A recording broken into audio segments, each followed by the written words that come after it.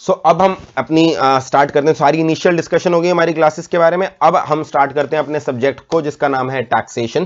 Taxation के बारे में मैं आपको पहले थोड़ी बेसिक सब चीजें बता देता हूं सब्जेक्ट के बारे में, फिर will start with what is tax. आज हम बिल्कुल बेसिक से स्टार्ट करेंगे। मैं एज्यूम करके चल रहा हूं आप लोगों को टैक्स की बिल्कुल भी नॉलेज नहीं है, बिल्कुल बेसिक से स्टार्ट करेंगे। टैक्स होता क्या है, इनकम टैक्स क्या है, जीएसटी क्या है, क्यों जीएसटी लाना पड़ा, यहीं से स्टार्ट करेंगे। सबसे पहले मैं आपको बताऊं, टैक्सेशन जो हमारा पेपर है वो कौन सा पेपर है, पेपर नंबर 4।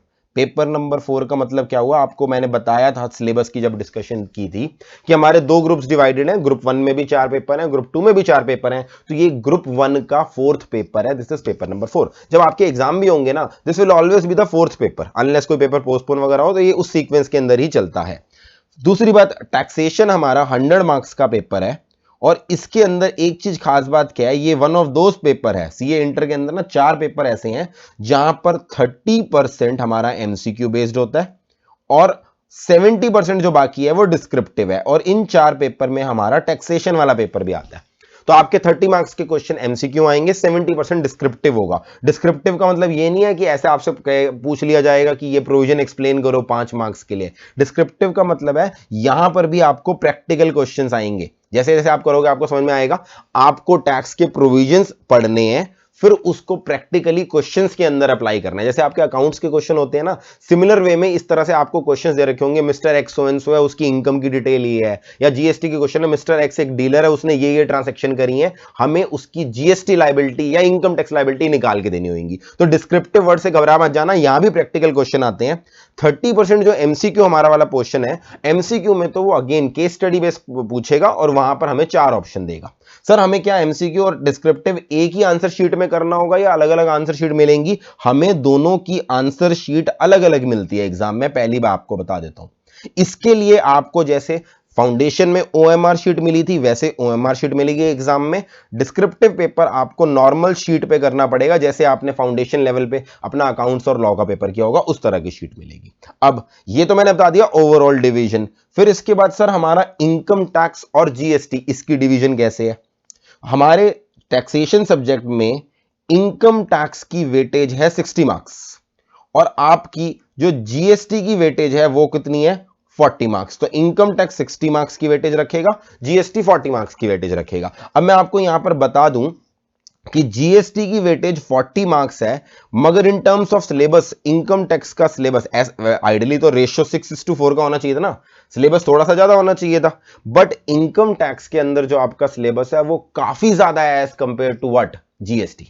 इसीलिए मैंने क्या किया, रिजल्ट से पहले आपका इनकम टैक्स स्टार्ट नहीं किया, जीएसटी स्टार्ट किया, क्योंकि इनकम टैक्स में एज कंपेयर टू जीएसटी बहुत ज्यादा क्लासेस लगने वाली हैं। जीएसटी में टिपिकली अगर मैं पूरी पूरी 3-3 घंटे की जो क्लास लेता हूं, मतलब ब्रेक हटा के इफेक्टिवली अगर मैं 3 घंटे की क्लास लेता हूं, तो मेरी हर बार 28 क्लासेस, या इस बार अमेंडमेंट आ गई हैं, मतलब पिछले बैच में काफी अमेंडमेंट आई थी जो मैं यहां कवर करूंगा अपने बैच में, तो 30 लेक्चर्स लगेंगे। पिछली बार के मुकाबले 2 लेक्चर ज्यादा मैं मान लेता हूं, 30 लेक्चर्स लगेंगे। तो वो 30 लेक्चर्स हम रिजल्ट तक कवर कर लेंगे। मगर बात करूं मैं इनकम टैक्स की, इनकम टैक्स का सिलेबस जीएसटी मुकाबले काफी ज्यादा है। ऑल्दो मार्क्स के टर्म्स में वो 60 मार्क्स है, ये 40 है, प्रोपोर्शनेटली 20 मार्क्स से ज्यादा है, बट सिलेबस में ज्यादा होगा। अब सर ये एमसीक्यू जो 30 है और जो 70 डिस्क्रिप्टिव टाइप या प्रैक्टिकल जैसे भी आप कह रहे हो, ये इसके अंदर भी डिवाइडेड होगा? बिल्कुल यस। यहां पर 60 में से 18 मार्क्स एमसीक्यू के होंगे और बैलेंस कितने बचे, 42 मार्क्स डिस्क्रिप्टिव के होंगे। यहां पर भी ऐसा होगा, 40 का 30% हो गया, 12 मार्क्स आपके एमसीक्यू बेस्ड होंगे और जो बैलेंस बचेगा 28 वो डिस्क्रिप्टिव होगा। तो इस तरह से आपका पेपर में डिवीजन क्लियर कट आएगी, पार्ट ए अलग आएगा, पार्ट बी अलग आएगा। ऐसा नहीं होगा क्वेश्चन नंबर 1 का एक पार्ट इनकम टैक्स है, एक पार्ट जीएसटी है, पूरा क्वेश्चन पेपर ही डिवाइडेड होगा अलग अलग। क्वेश्चन पेपर का पार्ट ए आपका टोटली इनकम टैक्स आएगा, पार्ट बी आपका टोटली जीएसटी आएगा। दोनों पार्ट में एमसीक्यू क्वेश्चन भी होंगे और ये भी होंगे। एमसीक्यू में मैंने आपको बता दिया था कोई भी ऑप्शन नहीं होता, एमसीक्यू क्वेश्चन जो आपके आते हैं वो कंपलसरी ही आते हैं। और सबसे बड़ी बात, इंटर लेवल पे कोई भी नेगेटिव मार्किंग नहीं है। जैसे आपकी वहां पर फाउंडेशन लेवल पे 0.25 की नेगेटिव मार्किंग थी, इंटर लेवल पे कोई भी नेगेटिव मार्किंग नहीं है। एक चीज मैं बता दूं, अगर आपको एमसीक्यू क्वेश्चन देख के लग रहा है अरे यार मजे आ गए, जैसे हमारे एमसीक्यू क्वेश्चन इकोनॉमिक्स में बिल्कुल सिंपल आते थे, सीधे सीधे आंसर होते थे, क्या यहां पर भी ऐसे एमसीक्यू आएंगे? नहीं। इंटर लेवल पे आपके बाकी सब्जेक्ट्स के बारे में तो देखो मुझे पता नहीं, वो आप लॉ वाले टीचर या सेकंड ग्रुप में पूछना ईएएस ऑडिट वाले टीचर से। मैं अपने सब्जेक्ट के बारे में बताऊं एमसीक्यू क्वेश्चन, टैक्स में एमसीक्यू क्वेश्चन भी जो आते हैं वो कॉन्सेप्ट बेस्ड आते हैं, यानी एमसीक्यू क्वेश्चन में ना वो आपकी चेक करेगा कॉन्सेप्चुअल क्लैरिटी। बहुत बार ऐसा होता है जब आप अभी जीएसटी पढ़ना शुरू करोगे, लाइन के अंदर ऐसा कुछ चीज लिखी आ जाती है जिससे उसका मीनिंग अलग चल रहा होता है, तो बच्चा कई बार वो इग्नोर कर देता है। हम जब भी लॉ पढ़ते हैं ना, आपने शायद थोड़ा बहुत लॉ पढ़ भी लिया, कॉन्ट्रैक्ट एक्ट वगैरह, हम ऊपर ऊपर से पढ़ते हैं, मगर इनकम टैक्स और जीएसटी की हमें हर एक छोटी छोटी डिटेल के अंदर जाना पड़ता है, क्योंकि कहीं पर भी अगर लॉ में थोड़ा सा इधर उधर कोई वर्ड लिखा है, उससे कोई अलग इंटरप्रिटेशन निकल रही है, तो आईसीआई यूजुअली उन पॉइंट्स को हिट करता है और उन पे आपसे क्वेश्चन पूछ लेता है। तो हमें हर पॉइंट को कॉन्सेप्चुअली बहुत डिटेल में जाना पड़ेगा। वो क्वेश्चन बेशक प्रैक्टिकल वे में ना पूछा जाए, एमसीक्यू में बहुत अच्छा एक तरह से एग्जामिनर को हथियार मिल गया आपकी कॉन्सेप्चुअल क्लैरिटी को चेक करने का। और इसका फायदा है वो बच्चा जो कॉन्सेप्चुअली पढ़ रहा है, जो बच्चा सिर्फ क्वेश्चंस पे ध्यान ना देके कॉन्सेप्चुअली समझ रहा है, उसको प्रोविजन को याद रख रहा है, उसके लिए ये 30 मार्क्स बहुत ही बढ़िया होते हैं, क्योंकि वहां पर सिर्फ आपको कॉन्सेप्ट यूज करना है, कुछ लिखने की जरूरत नहीं होती, सिर्फ टिक मारना है। तो मैं ये कहूं कि सर 30 मार्क्स का ये एमसीक्यू आने से हमारा पेपर बहुत ईजी हो गया, ये गलत है। ऐसा नहीं है कि पेपर बहुत इजी हो गया, अरे मौज है 30 नंबर तो फ्री के आ जाएंगे, इस तरह से कुछ नहीं होने वाला। आपको एमसीक्यू पे भी मेहनत करनी पड़ेगी, क्योंकि यहां पर भी आपका कॉन्सेप्ट चेक होगा। बट हाँ, वो जो प्रॉब्लम होती थी ना एक जमाने में कि टैक्स का पेपर पूरा ही नहीं हो पा रहा, बच्चे परेशान कि सर हमारा तो अटेम्प्ट ही नहीं हो पाया, पेपर ही छूट गया, वो सब चीजें नहीं होंगी। क्योंकि 30 मार्क्स का पेपर तो आपको कॉन्सेप्ट आता है तो ठीक है, नहीं आता तो बात खत्म। 70 मार्क्स का पेपर करने में टाइम ज्यादा लगेगा आपको, तो पेपर लंबा नहीं होता, बट पेपर कॉन्सेप्चुअल होता है, which I think is very good, considering कि आप सीए एग्जाम दे रहे हो, बीकॉम एग्जाम नहीं दे रहे हो। अगली चीज मैंने ये तो डिस्कस कर ली। नेक्स्ट चीज हमारी है, व्हाई इज टैक्स इंपॉर्टेंट।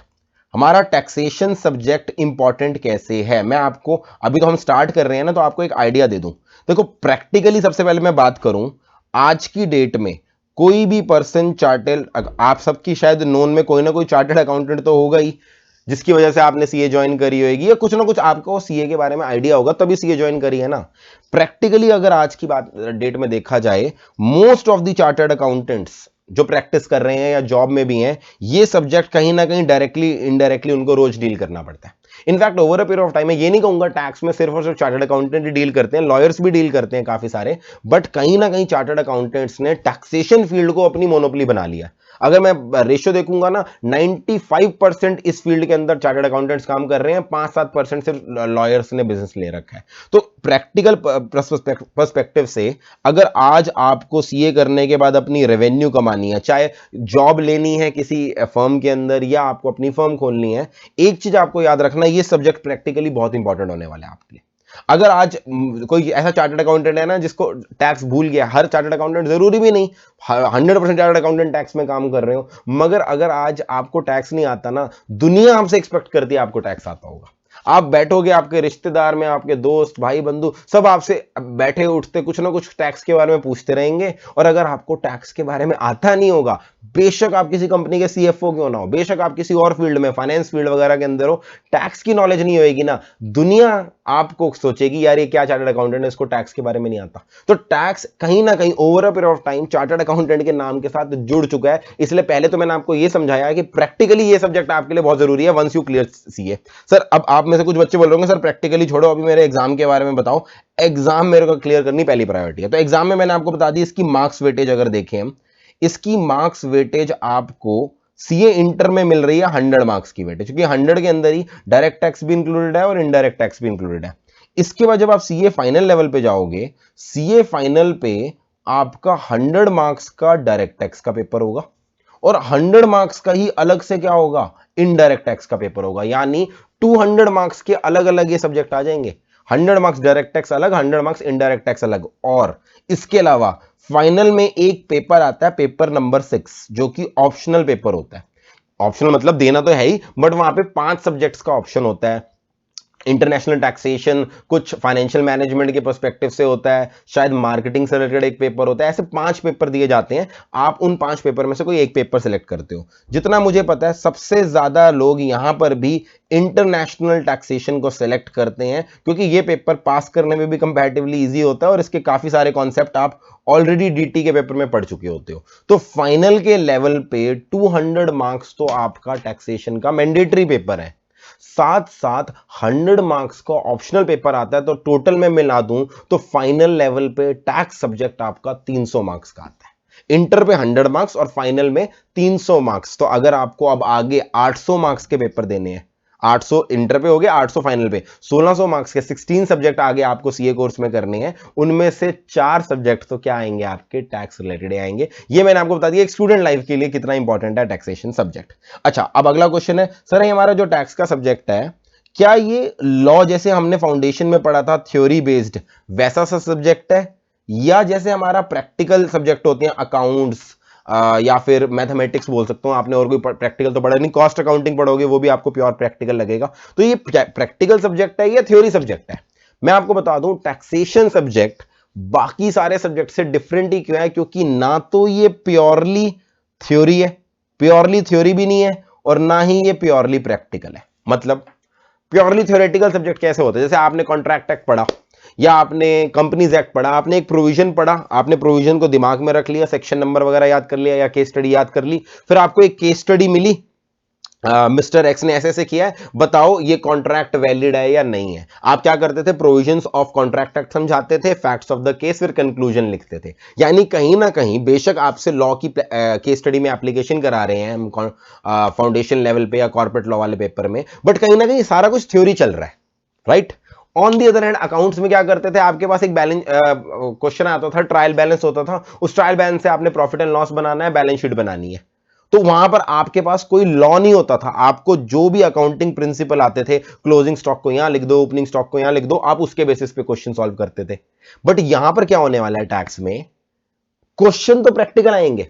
जैसे मैं इनकम टैक्स की बात करूं, आपके पास एक प्रॉफिट एंड लॉस आ जाएगा, मिस्टर एक्स का so and so profit and loss account है, इससे उसकी टैक्सेबल इनकम निकालो, बिल्कुल अकाउंट्स वाली फीलिंग आएगी। मगर जैसे अकाउंट्स में जो मन करता था वैसे कर देते थे अकाउंटिंग प्रिंसिपल्स के हिसाब से, यहां पर जो भी चीज आप करोगे वो बैक्ड बाय लॉ होना चाहिए। तो टैक्स सब्जेक्ट में हमने करना क्या है, हमें पहले लॉ पढ़ना है, income tax act, GST act, उसके अंदर क्या लिखा है वो पढ़ना है, और उसको फिर प्रैक्टिकल क्वेश्चंस में अप्लाई करना है। तो this is how taxation is both a theory as well as a practical subject. I call it a quasi practical and quasi theory. quasi contract पढ़े होंगे ना आपने, जो पूरी तरह से नहीं होता है, उसी तरह से मैं वर्ड यूज कर रहा हूं, quasi theory, quasi practical subject। थोड़ा सा थ्योरी वाली फील भी आती है, थोड़ी सी प्रैक्टिकल भी, and that is the main reason taxation becomes the most interesting subject. यहां पर बच्चे को प्रोविजन याद भी करने पड़ते हैं और उस प्रोविजन को अप्लाई भी करना पड़ता है। एक बच्चा जो सिर्फ क्वेश्चन उठा के बैठ जाए, प्रोविजन नहीं पढ़ रहा, उसको ढंग से समझ नहीं रहा, उसका भी ये पेपर बढ़िया से पास नहीं होगा। और एक बच्चा जो सिर्फ प्रोविजन ही रटे जा रहा है, रट्टूबाज बच्चा, वो उसको क्वेश्चन में अप्लाई नहीं कर पाएगा। दिमाग यहां पर चलेगा, मेहनत भी आपकी लगेगी। टेंशन नहीं, कैसे करेंगे आगे बताते हैं। मैंने आपको यहां पर यह बता दिया कि हमारा टैक्सेशन सब्जेक्ट कैसा है। अब जरा यहां पर डिस्कस करते हैं आवर स्टाइल ऑफ स्टडी, हम कैसे अपनी क्लासेस के अंदर इस सब्जेक्ट को करने वाले हैं। टैक्सेशन सब्जेक्ट के अंदर जैसे मैंने आपको बताया, पहले मैं क्या करूंगा, एक तरीका तो ये है, एक तरीका ये है सीधा जो भी लॉ के अंदर प्रोविजन है वो मैं आपको बताता जाऊं कि ये प्रोविजन है, ये इनकम टैक्सेबल होती है, ये इनकम एग्जेम्प्ट होती है, इस पे जीएसटी लगता है, इस पे जीएसटी नहीं लगता, जीएसटी महीने के हिसाब से पे करना होता है, अगले महीने की 20 तारीख को पे कर दो, ऐसे इस तरह से सो ऑन। एक तरीका मैं प्रोविजन बताता जाऊं, आप उसे याद करते जाओ। दूसरा तरीका जो मैं ये तरीका फॉलो नहीं करने वाला, दूसरा तरीका जो मैं फॉलो करता हूं अपनी क्लास में वो क्या है, एक बार मैं बेसिक अंडरस्टैंडिंग आपको दे दूंगा सारे टॉपिक की, फिर जैसे जैसे हम अपने आगे प्रोविजंस पढ़ेंगे ना, मैं आपको सिचुएशन बताता जाऊंगा। We will talk in terms of situation, मैं आपके लिए सिचुएशंस क्रिएट करता जाऊंगा कि मैंने आज ऐसा किया, बताओ क्या होगा। और आपको लॉ मेकर के पर्सपेक्टिव से सोचना है कि अगर आप लॉ लिखने वाले हो, आप इस सिचुएशन में लॉ बनाते तो कैसे बनाते। एंड बिलीव मी, अभी आपको लग रहा होगा सर हम लॉ मेकर की तरह सोचेंगे जो लॉ लिखता है। जब आप सोचोगे ना, आपको पता लगेगा लॉ मेकर की सोच और आपकी सोच एक जैसी होती है। जैसे ही मैं आपको सिचुएशन बना के दूंगा और मैं आपसे पूछूंगा क्या यहां पर टैक्स लगना चाहिए, नहीं लगना चाहिए, क्या यहां पर क्या प्रोविजन होना चाहिए, जो आपको लॉजिकल लग रहा होगा असली में वही लॉ के अंदर लिखा है। इस तरह से जब हम पढ़ेंगे ना, तो हमें एटलीस्ट लॉ को रटना नहीं पड़ेगा, हमें उस लॉ के पीछे के लॉजिक समझ में आ जाएंगे। And it is very important to understand कि लॉ के लॉजिक क्या है, क्योंकि लॉ वाला सब्जेक्ट जो है ना वो कंटिन्यूअसली अमेंड होता रहता है। अभी मैं बताऊंगा अमेंडमेंट कहां तक की एप्लीकेबल है, हम अपनी अमेंडमेंट्स कैसे कवर करेंगे वो भी बताता हूं। बट मैं आपको एक चीज तो आपको पता होगा, टैक्सेशन लॉ हमेशा अमेंड होता रहता है, तो हर अमेंडमेंट रटनी ना पड़े, आपको हम सिर्फ सिचुएशन बताऊंगा, उसका लॉजिक बताऊंगा कि अमेंडमेंट क्यों लानी पड़ी, आप खुद ब खुद ये बता दोगे कि क्या अमेंडमेंट आई है और क्यों अमेंडमेंट आई है, राइट। तो इस तरीके से हो सकता है कुछ टॉपिक के अंदर मैं टाइम थोड़ा ज्यादा लगाऊं, आप बोलोगे सर ये प्रोविजन 5 मिनट में पढ़ाओ खत्म करो ना, मैं 5 नहीं मैं 10 मिनट लगाऊंगा, मगर वो 5 मिनट जो कहानी सुनाऊंगा, वो सिचुएशन गढ़ूंगा, वो सिचुएशन आपको बिलीव मी एग्जाम में याद रहेगी। प्रोविजन को, प्रोविजन का सेक्शन भूल जाओगे मगर प्रोविजन नहीं भूलोगे। इस तरह से हम पढ़ेंगे। तो again I am telling you, मैं आपको सिर्फ और सिर्फ प्रोविजन ऐसे बताता जाऊं, वो वाली हम स्टडी नहीं करने वाले। ठीक है जी, ये मैंने आपको स्टाइल बता दिया हमने कैसे कवर करना है। अगली चीज जो हमारी यहां पर थी, जो बच्चे डाउट पूछते हैं, हाँ जी सर ये तो आपने बता दिया, इनिशियली आप हमें प्रोविजंस की गहराई में लेके जाओगे, यानी कि आप कॉन्सेप्चुअल क्लैरिटी के ऊपर हम ध्यान देंगे क्लास में। But sir ultimately conceptual clarity एक जगह है, हमें पता है इंपॉर्टेंट है कॉन्सेप्चुअल क्लैरिटी, बट सर हमें एग्जाम भी पास करना है। देखो ये बात तो बिल्कुल सही है कि बेशक जितनी मर्जी कॉन्सेप्चुअल क्लैरिटी हो किसी बंदे को, हमारे देश में जज तो मार्क्स के बेसिस पे किया जाता है। मैं सिंपल सा क्वेश्चन लेता हूं आपको, मान लो मैं कह रहा हूं कि भाई मेरे को टैक्स की बहुत ज्यादा कॉन्सेप्चुअल क्लैरिटी है, मैंने 5 साल आईडीटी करा है, मैंने आर्टिकलशिप में 4 साल डीटी किया है, मैं आज भी डीटी आईडीटी करता हूं, मैं अपनी तारीफें करे जा रहा हूं, फिर आपने मुझसे पूछा सर एक बार जरा अपने मार्क्स बताना सीए इंटर के, और एज्यूमिंग मैं आपको बोल दूं बेटा कॉन्सेप्चुअल क्लैरिटी तो बहुत है बट मार्क्स मेरे 42 आए थे, आप कहोगे चलो चलो चलो उठो यहां क्लास से, इस बंदे से पढ़ना ही नहीं है, इसके खुद के तो 42 नंबर आए हैं, ये मुझे क्या पढ़ाएगा। 42 आए नहीं है, मैं एग्जांपल ले रहा हूं, असली में मेरे 87 मार्क्स आए थे टैक्स में। मैं आपको कहो तो फोटो भेज दूंगा। तो मैं एग्जांपल ले रहा हूं कि मार्क्स इंपॉर्टेंट कितने हैं। हम कहीं ना कहीं पूरी जिंदगी लोगों को सिर्फ किससे चेक करते हैं, उनके मार्क्स के बेसिस पे चेक करते हैं। अगर मेरे टैक्स में 87 मार्क्स आए हैं, आपने कहा चल ठीक है इस बंदे को टैक्स आती है, अगर मेरे 42 आए होते, एकदम आपकी परसेप्शन मेरे बारे में बदल जाती। मेरी नॉलेज, मेरी कॉन्सेप्चुअल क्लैरिटी मेरे अंदर है, बट दुनिया को हमें मार्क्स दिखाने पड़ते हैं, प्लस रैंक लेने के भी हमें मार्क्स लेने होते हैं। ऑब्वियस सी बात है, अगर लॉ में मेरे टैक्स में 87 आए, वही one of the main reason था कि इंटर में मेरी रैंक आई। लॉ में अगर मेरे मार्क्स ना आते तो रैंक कहां से आती। तो ये सारी चीज हमें कॉन्सेप्चुअल क्लैरिटी तो देखनी है। ये तो हम पहली बार जब पढ़ेंगे क्लास में, आप पहली बार समझोगे, कॉन्सेप्चुअल क्लैरिटी से पढ़ोगे। बट अगली चीज आई सर हमें एग्जाम के लिए ऐसे तैयार करना है। आप कह रहे हो सिलेबस हमारा ज्यादा है टैक्स का, इनकम टैक्स और जीएसटी का, कैसे करना है। उसके लिए मैं आपको बताता हूं कि हमने अपना स्टडी मटेरियल को कैसे तैयार किया। आपको पहले मैं जीएसटी का स्टडी मटेरियल बता दूं जो आपको मिलेगा। आपको पहले एक मिलेगी जीएसटी की मेन बुक। जीएसटी की मेन बुक जो आपको मिलेगी, उसके अंदर आपको सारे के सारे प्रोविजंस मिलेंगे, इलस्ट्रेशंस मिलेंगी, डायग्राम्स मिलेंगे, यानी वो सारी चीजें जो हम स्टार्टिंग में अपनी बुक के अंदर फोकस करेंगे वो है जीएसटी की मेन बुक। ज्यादा डरने वाली बात नहीं, अप्रोक्सीमेटली 300 पेज की बुक होगी।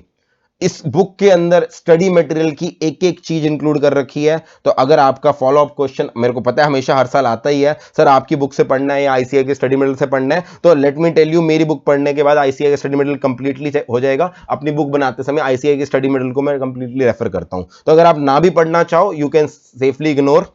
फिर भी अगर कोई बच्चा आईसीआई मटेरियल साथ साथ देखना चाहता है, just to be doubly sure कि सर मेरे सारे प्रोविजन कवर हो रहे हैं या नहीं, अपना आप अलग से रीडिंग करते रहना, आपको एक एक पेज, एक एक कॉन्सेप्ट हमारी बुक में कवर्ड मिलेगा। तो ये हम मेन बुक है जो अपनी रेफर करेंगे, थोड़ी देर में आपको कुरियर के थ्रू मिल जाएगी।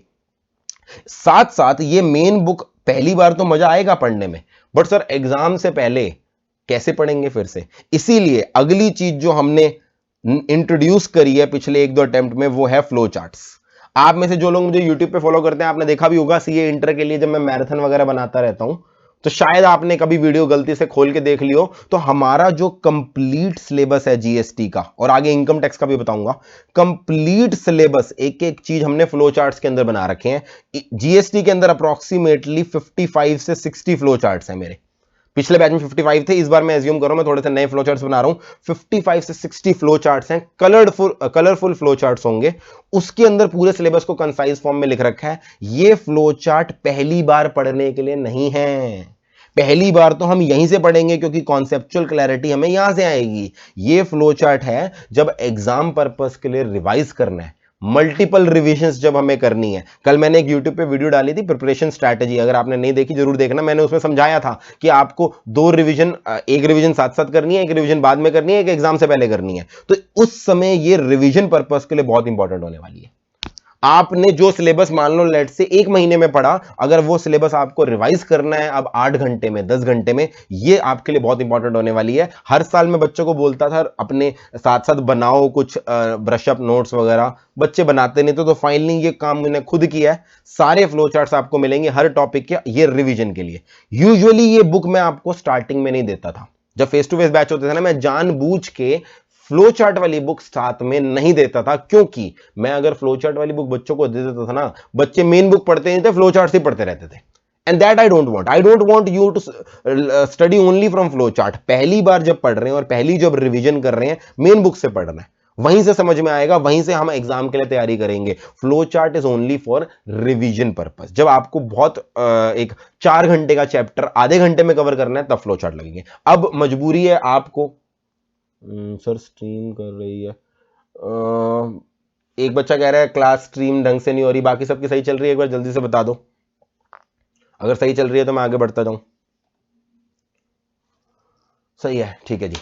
तो उस बच्चे की दिक्कत होगी नेट की। हाँ, तो मैं ये कह रहा था, अरे यार भुलवा देते हो, क्या बोल रहा था, क्या बोल रहा था, मैं भूल गया। हाँ, तो हाँ मैं ये कह रहा हूं कि अब मगर आपको, क्योंकि हम बुक्स कुरियर के थ्रू भिजवा रहे हो, तो कुरियर के थ्रू अगर हम बुक्स भिजवा रहे हैं, तो मैं आपको स्टार्टिंग में ही फ्लो चार्ट्स की बुक भी भिजवा दूंगा, उसी समय भिजवा दूंगा। बट ये आपको इंश्योर करना है कि आपको initial first reading flow charts नहीं करनी, फर्स्ट रीडिंग आपको मेन बुक से करनी है, उसके बाद ही आपको फ्लो चार्ट यूज करने हैं फॉर रिवीजन पर्पस।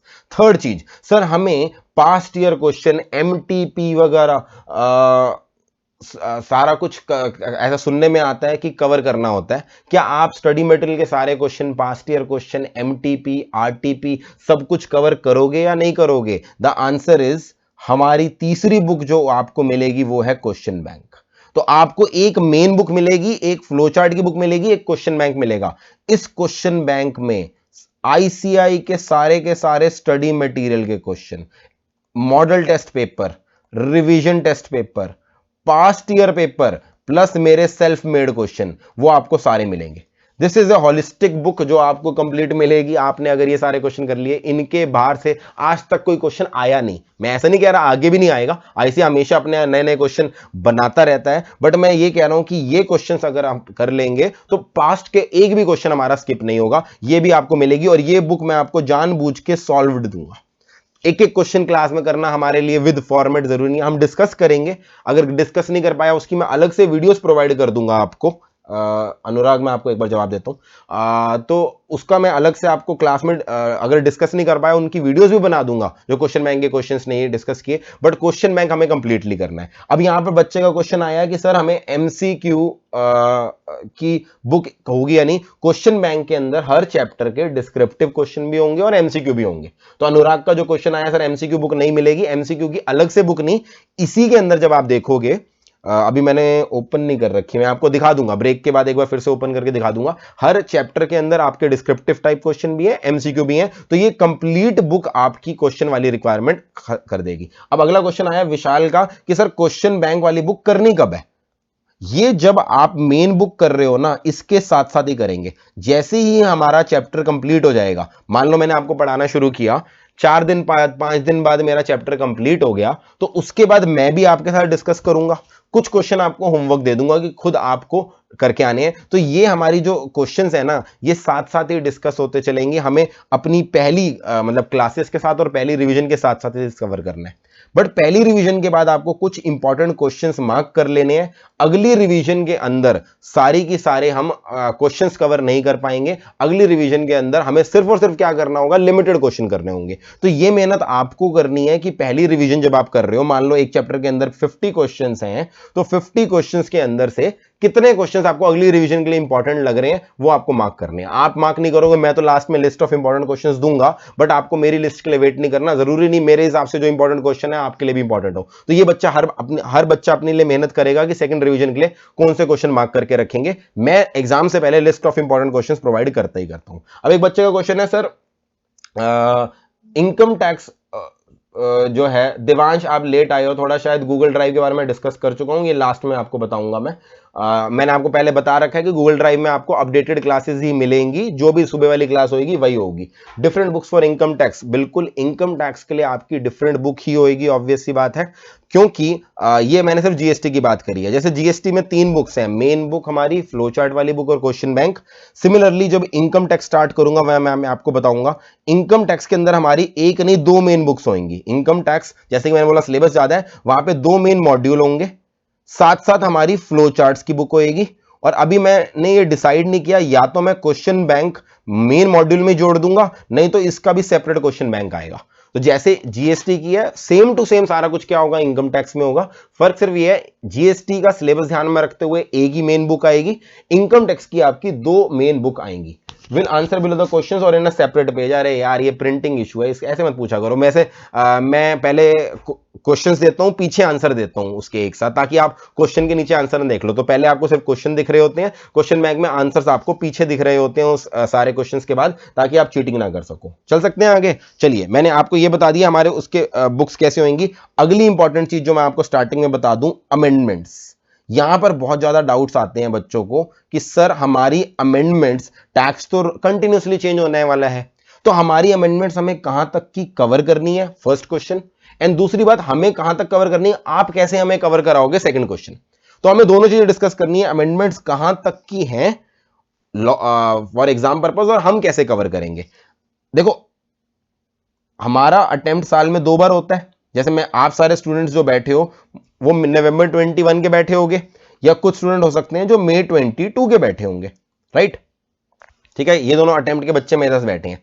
अब अगर आईसीआई कह दे नवंबर एग्जाम, जो कि ऑब्वियसली नवंबर स्टार्टिंग में होंगे, आपको सारी अमेंडमेंट पढ़नी है, तो बच्चा क्या सिलेबस रोज बदलता रहेगा। इसलिए आईसीआई ना डेट फिक्स कर देता है जहां तक की अमेंडमेंट्स एक पर्टिकुलर अटेम्प्ट में एप्लीकेबल होती है।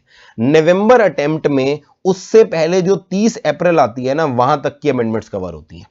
नवंबर 21 में कहां तक की अमेंडमेंट्स कवर होंगी, 30 अप्रैल 2021 तक की अमेंडमेंट्स कवर होंगी।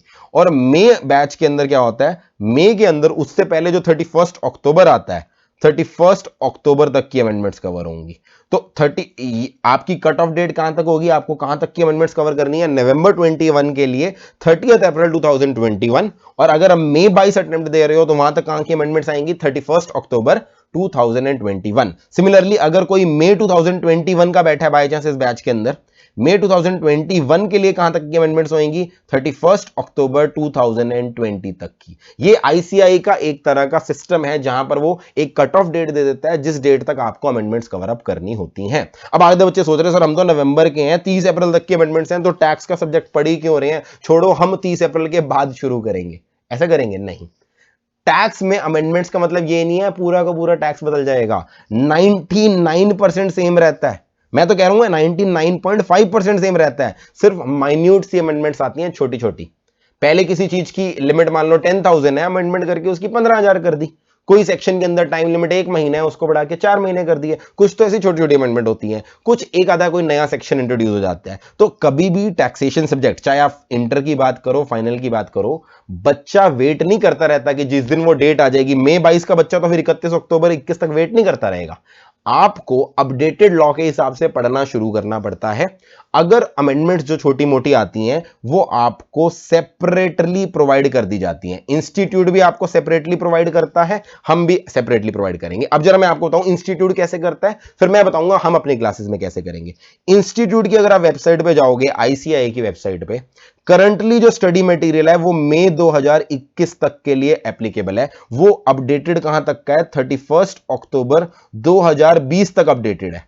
यानी इंस्टीट्यूट के हिसाब से अगर आज आप नवंबर अटेम्प्ट के लिए जाना चाहते हो, उसकी अपडेटेड बुक्स अवेलेबल नहीं है इंस्टीट्यूट के पास भी। कारण इंस्टीट्यूट को क्या पता आज 1 जनवरी से लेकर 30 अप्रैल के बीच में क्या अमेंडमेंट आने वाली है।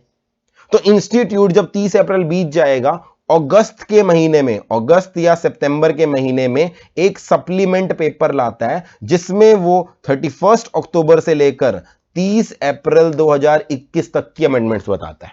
और ये हर साल होता है क्योंकि टैक्स अमेंडमेंट वाला सब्जेक्ट है, इसके अंदर ऐसे ही पढ़ा जाता है। Institute time to time amendments cover करता रहता है। तो एज ऑन डेट इंस्टीट्यूट की वेबसाइट पे आपको 31 अक्टूबर तक की ही अपडेट्स मिलेंगी। ये तो मैंने बता दी इंस्टीट्यूट की बात। अगर कोई बच्चा इंस्टीट्यूट पे पूरी तरह से डिपेंडेंट है तो उसको अगस्त या सितंबर 2021 तक वेट करना पड़ेगा। अगस्त या सितंबर के अंदर सप्लीमेंट पेपर आता है इंस्टीट्यूट का। हम अपनी क्लासेस में क्या करने वाले हैं, हम अपनी क्लासेस के अंदर जो आपको स्टडी मटेरियल मिलेगा वो 31 अक्टूबर नहीं, मैं बिल्कुल अपडेटेड 31 दिसंबर 2020 तक की अपडेशन दूंगा आपको। तभी आपको शायद स्टडी मटेरियल थोड़ा मेरे वाला सब्जेक्ट का कुरियर थोड़ा लेट मिले, क्योंकि मैं हमेशा टिल डेट अपडेटेड बुक देके आता हूं। जो भी अपडेशंस है, मैं तो जीएसटी की वेबसाइट से अपडेशंस पढ़ता ही हूं, तो मैं आपको एज ऑन डेट वाली अपडेशंस वाली बुक दूंगा। बट सर 4 महीने की अपडेशंस तो फिर भी रह जाएंगी। इन 4 महीने में बहुत कम अपडेशंस ही होती हैं यूजुअली। फिर भी जो अपडेशंस होंगी बैच खत्म होने के बाद मैं सेपरेट एक क्लास लूंगा। एक क्लास के अंदर ही टिपिकली हमारी अमेंडमेंट्स कवर हो जाती हैं। एक क्लास सेपरेट लूंगा जिसके अंदर 1 जनवरी 2021 से लेकर 30 अप्रैल 2021 तक की अमेंडमेंट्स कवर होंगी। और ये आपको हर जगह मिलेगा, कोई भी पर्सन बैठ के गेस नहीं कर सकता 30 अप्रैल तक अमेंडमेंट्स क्या होंगी। तो आपको 4 महीने की अपडेट्स मैं अलग से क्लास में लूंगा। अनलाइक इंस्टीट्यूट जो कि अगस्त सितंबर में देता है, टिपिकली मैं इंस्टीट्यूट से पहले ही अपनी ये सारे नोट्स प्रिपेयर कर लेता हूं। बट मैं अपनी इस क्लास को यूट्यूब पे पब्लिक आईसीआई का मटेरियल आने के बाद करता हूं, just to be doubly sure that सारी अमेंडमेंट्स आईसीआई ने अपने सिलेबस में भी एप्लीकेबल करी हैं। तो ये हमारी अलग से मेहनत कंटिन्यूअस टैक्स के अंदर चलती रहती है। जैसे जैसे अपडेशंस आती हैं हम उसको अपने नोट्स में इनकॉर्पोरेट करते रहते हैं। आपको जो अभी बुक मिलेगी वो 31 दिसंबर तक अपडेटेड होगी, टिल डेट वाली अपडेटेड मिलेगी। 4 महीने की अपडेशंस बैच के बाद होंगी। सबको क्लियर है, यहां तक कोई डाउट नहीं है? सर अपडेशंस ज्यादा तो नहीं होंगी ना, ऐसा तो नहीं हमारा सारा बदल जाएगा? बिलीव मी, इस बार भी जो अमेंडमेंट्स आई हैं पिछले 6 महीने की जो मैंने अभी इनकॉर्पोरेट करी हैं, बिल्कुल माइन्यूट माइन्यूट अमेंडमेंट है। और अगले 4 महीने भी मुझे नहीं लगता कोई बहुत ज्यादा अमेंडमेंट होने वाली है, क्योंकि इस बार फाइनेंस एक्ट जो भी पास होगा वो हमारे लिए वैसे भी 30 अप्रैल तक अप्लाई नहीं हो पाता। तो हमारे पास कोई ऐसी बहुत मेजर इवेंट नहीं आने वाला जिसके अंदर बहुत मेजर अमेंडमेंट्स आ जाए। फिर भी सरकार है, मैं गेस नहीं कर सकता अगले 4 महीने में सरकार क्या करेगी, वो सरकार को ही पता। ठीक है, मैं आपको अलग से आपको क्लास प्रोवाइड कर दूंगा। एक चीज मैं बता दूं, इनकम टैक्स में जो भी मैं आपको पढ़ाऊंगा, इनकम टैक्स में जो भी मैं आपको पढ़ाऊंगा वो मोस्टली अपडेटेड होगा। उसके बाद अमेंडमेंट की गुंजाइश नहीं होगी। कारण उसका जब मैं ऐसी इनकम टैक्स या एक क्लास बाद 2 क्लास बाद आपको समझ में आ जाएगा। ऐसा मैं क्यों कह रहा हूं कि जीएसटी में फिर भी थोड़ी बहुत अमेंडमेंट्स होंगी, इनकम टैक्स आपको प्योरली अपडेटेड दूंगा, क्योंकि इनकम टैक्स में ना बजट के अंदर ही सारी अमेंडमेंट्स आती हैं। और बजट जो 2020 में आया था वो तो हमारा पे पूरा एप्लीकेबल है। अब जो बजट 2021 में अमेंडमेंट्स आएंगी वो हमारे पे एप्लीकेबल नहीं होंगी। ऐसा मैं क्यों बोल रहा हूं, लीगली इसका रीजन जैसे हम पढ़ना शुरू करेंगे आपको समझ में आ जाएगा। बट मैं एक चीज फिर से रिपीट कर देता हूं अगर डाउट ना रहे, इनकम टैक्स में जो भी आपको बुक्स मिलेंगी वो प्योरली अपडेटेड होंगी। उनके अंदर 0.1% अमेंडमेंट की गुंजाइश है, उससे ज्यादा अमेंडमेंट की गुंजाइश नहीं है। जीएसटी कंटिन्यूअसली अमेंड होने वाली चीज है। 31 दिसंबर तक की जीएसटी की अमेंडमेंट्स आपकी बुक में जो मैं दूंगा उसमें इनकॉर्पोरेटेड होंगी। अगले 4 महीने की 30 अप्रैल तक की अमेंडमेंट्स आपको सेपरेट नोट्स और क्लास प्रोवाइड कर दी जाएगी, उसके अंदर मिलेंगी। इंस्टीट्यूट का मटेरियल आने से पहले पहले ही मेरी कोशिश रहेगी वो आपको प्रोवाइड कर दूंगा ताकि आप टाइमली अमेंडमेंट्स को कवर कर सको। डाउट है यहां पे कोई? सर कोचिंग के रजिस्ट्रेशन की कितने दिन बाद बुक्स मिलेगी? अरे यार वो नॉर्मल कुरियर का समय लगेगा, जो वो वाला लगेगा। टैक्स की बुक मैंने होल्ड पे डाल रखी है, प्रिंटिंग में नहीं भेजी, क्योंकि मैं टैक्स को टिल 31 दिसंबर अपडेट करना चाहता हूं। तो अभी भी 31 दिसंबर आई नहीं ना, इसलिए टैक्स की बुक थोड़ा सा वेट करेगी। मैंने आपको डेमो में जानबूझ के फर्स्ट चैप्टर के नोट्स दे दिए हैं। फर्स्ट चैप्टर को करने करने में हमें 4-5 क्लास लगेंगी, तो आप टेंशन मत लो। चल सकता हूं आगे? चलिए अगली चीज जो मैंने लास्ट में बच्चों का डाउट होता है, सर आपने सारा कुछ बता दिया, आपने स्टडी मटेरियल के बारे में बता दिया, क्वेश्चन बैंक के बारे में बता दिया, सब कुछ बता दिया, सर पेन ड्राइव लेंगे तो अमेंडमेंट कैसी मिलेगी? अरे वो मैं अमेंडमेंट वैसे ना यूट्यूब पे डाल देता हूं, पूरी जनता के लिए डाल देता हूं। फिर भी टेंशन मत लो, पेन ड्राइव वालों का अलग से व्हाट्सएप ग्रुप बनता है। उस व्हाट्सएप ग्रुप के अंदर आपको उस वीडियो का लिंक, जब भी मैं वीडियो बनाऊंगा उसका लिंक शेयर कर दिया जाएगा। हर साल करते हैं, विश्वास रखा करो हम पे। हाँ जी, तो हाँ मैं डिस्कस कर रहा था लास्ट चीज टेस्ट के बारे में कि सर हमारे टेस्ट कैसे होंगे। सर आप अपने हमेशा बोलते रहते हो टेस्ट लेने बहुत जरूरी है, टेस्ट देने बहुत जरूरी है, चैप्टर वाइज टेस्ट देते हो, तो हमारे यहाँ पे चैप्टर वाइज टेस्ट कैसे होंगे? जैसे हम धीरे धीरे आगे बढ़ेंगे, पहली बात तो जीएसटी के अंदर तो क्वेश्चन बैंक ही बहुत बढ़िया चीज होती है। इनकम टैक्स में प्रैक्टिस की जरूरत ज्यादा होती है, जीएसटी के अंदर आप क्वेश्चन बैंक करो, that is more than sufficient. तो पहला मेरा एम तो है कि आपको मैं क्वेश्चन बैंक कंप्लीट कराऊंगा। एंड क्वेश्चन बैंक में हर बार बच्चों को होमवर्क देता हूं ना, मेरा पास्ट एक्सपीरियंस है बच्चे करते नहीं है, तो इस बार मैंने ठान लिया, इस बार तो बेटा तुमसे क्वेश्चन बैंक पूरा करवा के रहूंगा। मुझे पता है काफी सारे बच्चे लॉ का भी क्वेश्चन बैंक फाउंडेशन में करके नहीं आते, मेरा क्वेश्चन बैंक तो करना पड़ेगा, तो मैं आपके लूंगा रेगुलर असाइनमेंट्स दूंगा आपको during the classes. Regular assignments आपको मिलेंगे, जैसे जैसे सिलेबस होता जाएगा आपको पहले मैं क्वेश्चन बैंक का टारगेट दूंगा, जो भी क्वेश्चन मैंने होमवर्क में दिए हैं वो कवर अप करने हैं, फिर उसके बाद असाइनमेंट्स मिलेंगे चैप्टर वाइज, ये आपको क्लासेस के दौरान ही मिलते रहेंगे। गूगल ड्राइव वाले क्लासेस के बच्चों तक भी पहुंच जाएंगे, लाइव स्ट्रीमिंग वालों तक भी पहुंच जाएंगे, उसमें तो ज्यादा मेहनत करनी नहीं होती, व्हाट्सएप के ऊपर भी शेयर कर सकता हूं मैं आपके साथ, ऐप के अंदर भी फीचर है टेस्ट शेयर करने का, उसको मैंने टेस्ट नहीं किया बट मैं एक बार देख लूंगा, उसके अंदर भी शेयर कर सकता हूं। तो टेस्ट मेरी तरफ से आपको मिलते रहेंगे, चैप्टर वाइज ही मिलते चले जाएंगे। क्लियर है ये वाली चीज? तो मैंने सारे इश्यूज डिस्कस कर लिए, एग्जाम पर्सपेक्टिव से भी डिस्कस कर लिया, अमेंडमेंट भी डिस्कस कर ली, और टेस्ट भी। टेस्ट के अंदर एक डाउट बच्चों को और आया हुआ था मेरे पास, सर टेस्ट के अंदर एमसीक्यू की भी प्रैक्टिस कराओगे? ऑब्वियस सी बात है, 30% अगर एमसीक्यू है तो मेरे जो टेस्ट होंगे उसके अंदर डिस्क्रिप्टिव भी होगा, एमसीक्यू भी होगा, वो आपको जैसी क्वेश्चन बैंक देखोगे ना आपको पूरा का पूरा क्लैरिटी आ जाएगी। इनकम टैक्स के अंदर मैं आगे जब इनकम टैक्स स्टार्ट करूंगा वहां तो मैं वीक के अंदर 3 या 4 टेस्ट लूंगा। लाइव बैचेस में मैं वीक के अंदर 3-3 टेस्ट लेता था, हर 2 दिन बाद टेस्ट लेता था, एक एक क्वेश्चन 2-2 क्वेश्चन देता था। वो इनकम टैक्स में प्रैक्टिस को ध्यान में रखते हुए मैं आपको बहुत सारे टेस्ट दूंगा। जीएसटी में कंपैरेटिवली कॉन्सेप्ट ज्यादा चाहिए होता है, या नंबर ऑफ टेस्ट थोड़े कम होंगे, डेली टेस्ट नहीं होंगे, बट यहां पर भी चैप्टर वाइज असाइनमेंट्स मैं आपको दूंगा। यहां तक क्लियर है? आगे बढ़ सकता हूं? अब मैं सीधा अपने टॉपिक पे आऊंगा, ये मैंने बेसिक डिस्कस कर लिया। कोई डाउट है जल्दी से पूछो, then will shift quickly to our concepts. कोई डाउट है जल्दी पूछो, वेट कर रहा हूं 2 मिनट के लिए।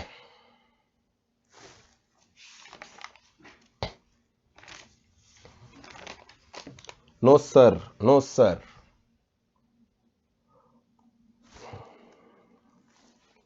कोई डाउट नहीं है, चल सकते हैं इसका मतलब। अच्छा मुझे बताओ, मैं अभी आपको ब्रेक चाहिए, ब्रेक अभी दूं या आराम से ब्रेक दूं? क्योंकि मैं अब अगला टॉपिक स्टार्ट करूंगा, फिर मेरे से 5-10 मिनट बाद ब्रेक मत मांगना। अब मैं स्टार्ट करूंगा तो कम से कम आधा घंटा शांति से सुनना है, आधे घंटे बाद ब्रेक मिलेगी।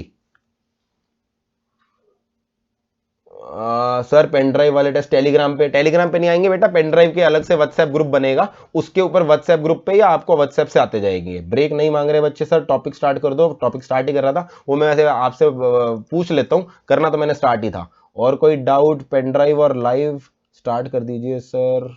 चलिए हाँ जी, अब हम स्टार्ट करते हैं अपने मेन टॉपिक के ऊपर। मैंने जैसे कि आपको बोला था बेसिक से स्टार्ट करेंगे, तो हमारा बेसिक है वर्ड टैक्सेशन। जीएसटी के ऊपर मैं अभी आऊंगा। आज पहले ओवरव्यू लेते हैं टैक्सेशन में, व्हाट इज टैक्स। सबसे पहले तो आप मुझे ये बताओ, टैक्स की अगर हमें डेफिनेशन देनी है, अगर हमें टैक्स को डिफाइन करना है, तो how can we define tax? Tax एक क्या चीज है? एक बार जल्दी से कोशिश करो, मुझे आपके दिमाग में जो भी टैक्स की डेफिनेशन आ रही है जल्दी से मुझे चैट में लिख के भेजो, फिर उस डेफिनेशन को रिफाइन करते जाएंगे और वहीं से हमारा टैक्स का मतलब निकलेगा। जल्दी से बताओ आपके हिसाब से टैक्स का क्या मतलब होगा?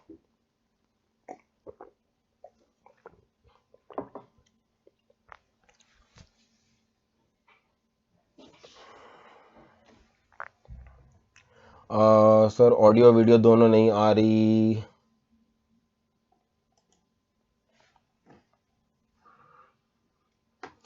चलो अब मेरे हिसाब से ना यहाँ पर थोड़ा सा इस समय मुझे ब्रेक लेनी ही पड़ेगी, क्योंकि मैंने ना जो अपना टाइमर सेट किया था ब्रेक के हिसाब से वो मैंने इस समय तक किया था। तो मुझे एक बार सेशन खत्म करके मैं 5 मिनट की ब्रेक लेता हूँ, ब्रेक के बाद फिर से स्टार्ट करेंगे। एक्चुअली मैंने जब स्ट्रीम स्टार्ट करी थी ना, मैंने जल्दी स्टार्ट कर दी थी, उस वजह से जो मैंने टाइम दिया था ब्रेक का, वो ब्रेक का टाइम एक्सपायर हो गया। तो मुझे अपना एक बार लेक्चर बंद करना पड़ेगा, उसको बंद करने के बाद एक बार फिर से मैं स्टार्ट करता हूँ ब्रेक के बाद।